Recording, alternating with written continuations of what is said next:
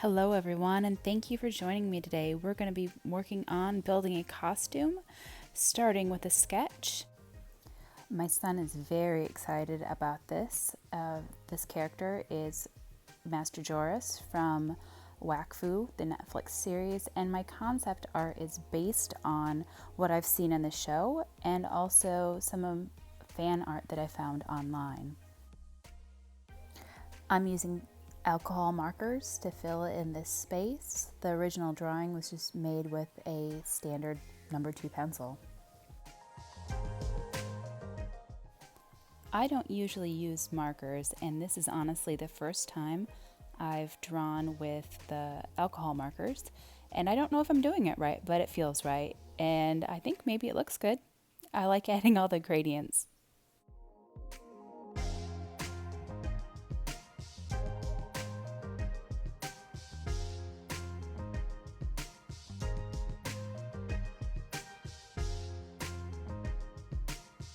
What we're going to do is design a mask so that we have this very dark black, because you never see his face. You only see the tip of his nose and his eyes that glow.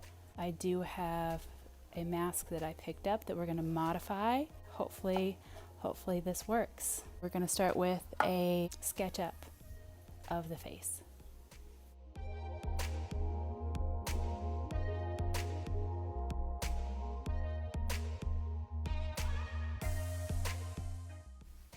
As I'm drawing, I'm thinking about my materials, like this air dry clay, and I'm also thinking about how I'm going to put it together.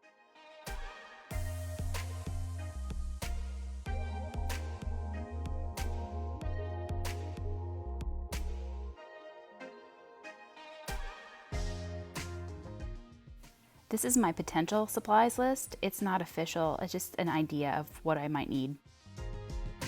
So I think the first step to modifying this mask is to start with the eyes. These eye holes are incredibly small. I'm going to use a razor knife, some other small razor knives to take away some of this material to make the eyes bigger and more of that oval shape. There's only 2 features that really stand out since the face is black. The nose and the eyes, so we want to make those features really pop. For emphasis, I'm going to make them larger. You might ask, what is up with that masking tape? It helps act as a guide, and the factory cut straight edge of the tape itself helps me to know that that line is actually straight.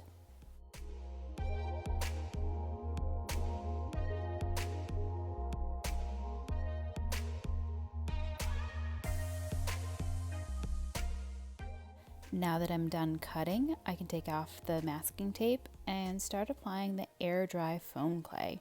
This stuff is really amazing and super lightweight.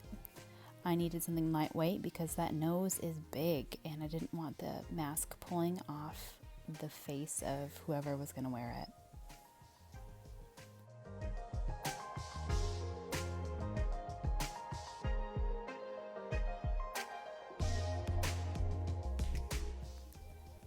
I just wanted to give a quick update on our Master Joris costume.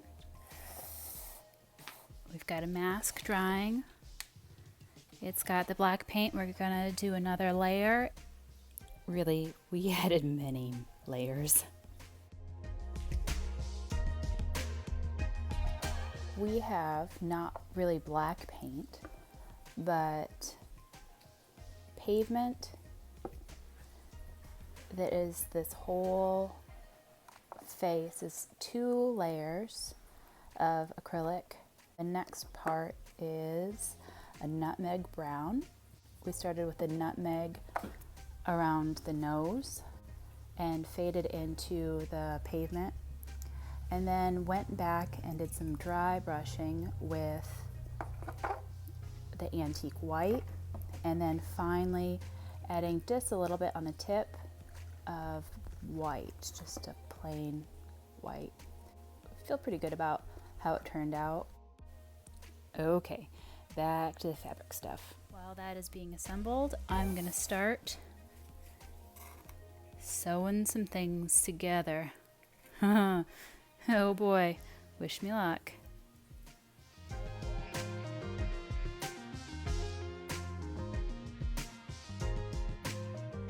I finished sewing and I feel pretty good about the edge of this costume. We've got these nice details here. I've also gone back and I've added details to the sleeves. This is a different fabric. This is like a cotton duck, and this is a jersey fabric. Instead of adding buttons, I've added wooden rings. They're attached with just a little bit of hot glue to stabilize it, and then at 4 points, just some cotton thread. The other detail that we added that's not a sewn detail, I have made these ropes, and it's a double twist, and then I added PVA glue and let it dry, and more of the wooden rings have been hot glued onto magnets. I don't know if they're antenna or what to call these. They can be secured to the hood without damaging the material, and also there's the placement can be adjusted based on how he's wearing it. There's the magnet underneath, and then this magnet to secure it here, and then as he's walking it gives movement. I can put these almost upright and adjust them based on if he's wearing the mask or not, or if he's wearing the cowl or not, and that just impacts the way that the fabric pulls.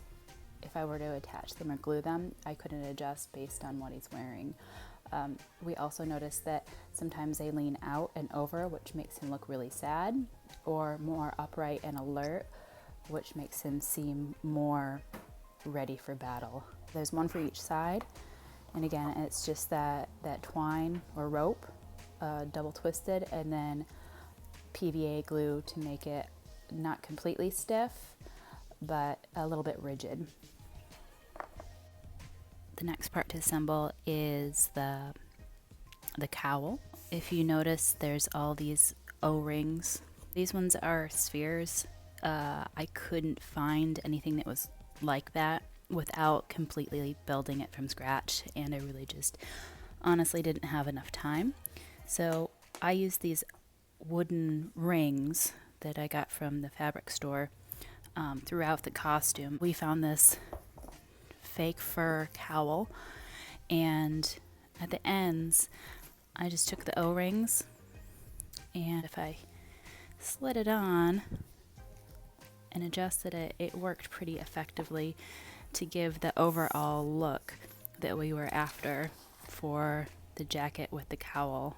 It was convenient because we were also using those in the costume in other places. I just bought one pack of these wooden rings and used it in a couple of different spots. Did not sew the ones on the jacket here.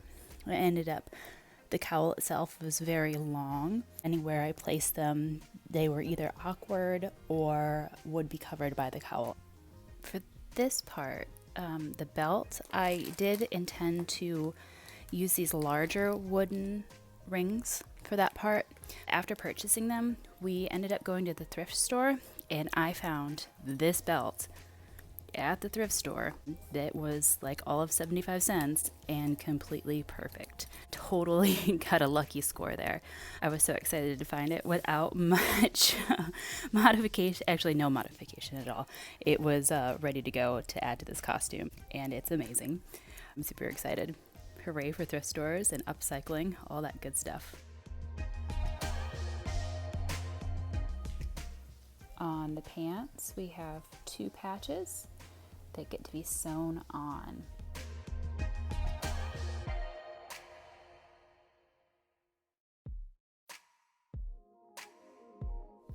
The last part that I sewed, I just did a really quick and almost sloppy, yeah, I'm gonna say it, it's sloppy, stitching to both knees on this pair of shorts. Master Joris has patches, knee patches, and it's not nicely sewn. Very large stitches, they're kind of haphazard. I had to go back and add a couple layers of stitching to make it really stand out for that contrast. In hindsight, I probably could have used acrylic paint on fabric, but I was feeling good about stitching things on, and it really didn't take me that long. If I wanted to use them for a different project, I could pretty easily rip these stitches and have these shorts for a different project, or even wearing for every day. But that's all I did for the sewing. Everything else was assembled.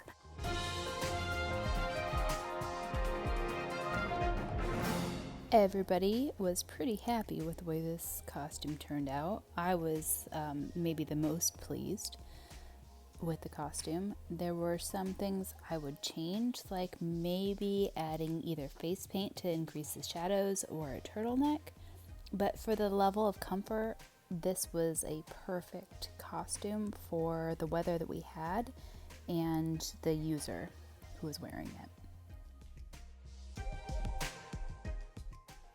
If you enjoyed this video and would like to see more, please consider subscribing and supporting me on Ko-fi. Thank you so much for watching.